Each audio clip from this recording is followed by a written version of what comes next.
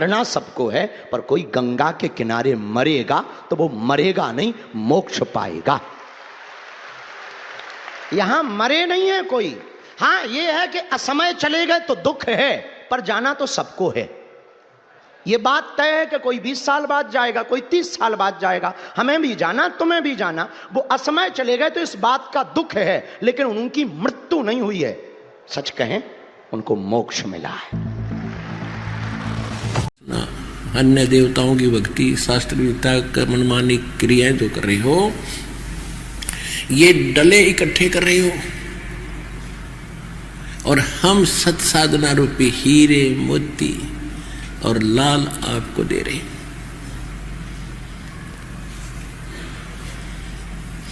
फिर क्या बताते हैं परमात्मा? जय सत सुखदेव ने 84 भुगती बिना पजावे खरवो, तेरी क्या बुनियाद प्राणी तू पेंडा पंथ पकड़वो। नरसेती तू पसवा की जय गद्दा बैल बनाई, ये 56 भोग कहो मन भोरे, कहीं कुरड़ी चरने जाई। फिर क्या होगा? प्रेत से लौप जा बिराजे पितरों पेंड भराई। ये नकली साधना बताते हैं कि तेरा पिताजी प्रेत बन गया, प्रेत शिला पर बैठ गया जाके, यानी यहां धक्के खाने पीछा छूट गया उसका, वो प्रेत शिला पर पहुंच गया। और पितरों का पिंड भरवा दो, पितर यानी पिंड भरवा दो।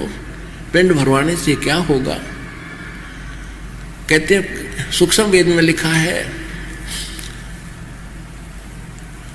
कि भूत जुनी जा छूटे हैं पिंड दान करते, गरीब दास जिंदा कहे भाई नहीं मिले भगवंत। कबीर परमेश्वर जी धर्मदास जी से बता रहे थे, धर्मदास जी कह रहे थे कि हम पिंड दान करते हैं, पितरों के पिंड भराते हैं। तो परमात्मा जिंदा महात्मा में कह रहे रूप में कह रहे थे कि भूत जुनी वहां छूटे है पिंड दान करते, गरीब दास जिंदा कहे नहीं मिले भगवंत। आपने पिंड दान कर दिया, उसकी प्रेत योनि छूट गई और वो गधा बन गया। बता, खाक कल्याण करा दिया उसका, भूत की तो छूट गई, मान ले गधा बन गया। फिर अब क्या बताते हैं?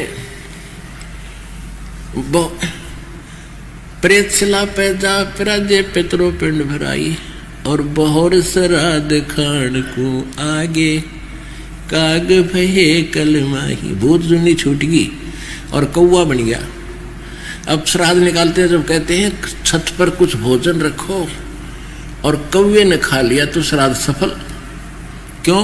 कि हो सकता है तुम्हारे पिताजी माताजी कौवा बन गए हो। आ गया, हाँ ये देखो भोग लग गया, बस शांत हो गए, वाह वाह, श्राद्ध सफल हो गया, खाक सफल हो गया। हे भगवान, हे परमात्मा, अब रोना आता है दास को जब ये ज्ञान हुआ। अब कहां से मोक्ष कराने लगे थे कि अस्थियां उठाओ मृत्यु के पास उपरांत, शमशान घाट से अस्थियां उठाओ। किस लिए? इसका गति करा का हो, गंगा में डालो। वह पंडित जी के माध्यम से, अग्नि गुरु जी के माध्यम से जंतर मंत्र बोल के कुछ दान धर्म करके होगी गति। और फिर नो कह इसकी 13वीं करो। किस लिए गति होगी? 13वीं के बाद पहले 1-1 महीने का लठ गाड़ रखा था इन्हें, आए महीने कराया करते थे, 1 साल तक चलता। और फिर साल वर्ष के दिन फिर एक और काम करना, पूरा मजबूत जुगाड़, वर्षी मनानी। उसके बाद फिर कुछ दिन में कहते श्राद्ध शुरू कर दो, वो पितर बन गया। वहां श्राद्ध से भी क्या था कि गति होगी, क्या रहेगा, यो दुख ना पाओगा। और फिर क्या कहते हैं कि श्राद्ध निकालो और तेरे पिताजी हो सकता कौवा बन गए हो। लगे थे गति कराण, कहां से कौवा बना के छोड़ दिया, या गति करा दी इन्होंने। कहते बहुर श्राद्ध खान को आए काग भये कलमा ही। पिताजी के कहां से मोक्ष करान लगे थे, कौवा बना के छोड़ दिए माता पिता। अगी भोग लगाओ ये खाओगे चिकन, तो कौवे भी तो रोजाना 2-2 बार खाते होंगे, ऐसा एक साल में खिलाने से क्या फायदा बस कौवों को। तो पुण्यात्माओं, यहाँ घना अंधेरा कर रखा है काल के दूतों ने। तत्व ज्ञान की तो छींट भी नहीं थी, कि तो जकर भी नहीं था। आपके ऊपर मेर करी है परम पिता परमात्मा ने।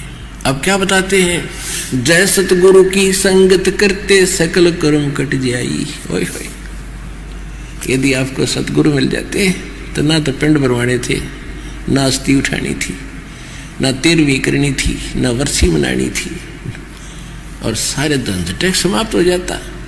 अमरपुरी पर आसन होते जहां धूप ना छाई, यानी अमरपुरी सतलोक में चले जाते, उस परम पद को प्राप्त करते जहां जाकर फिर लौट कर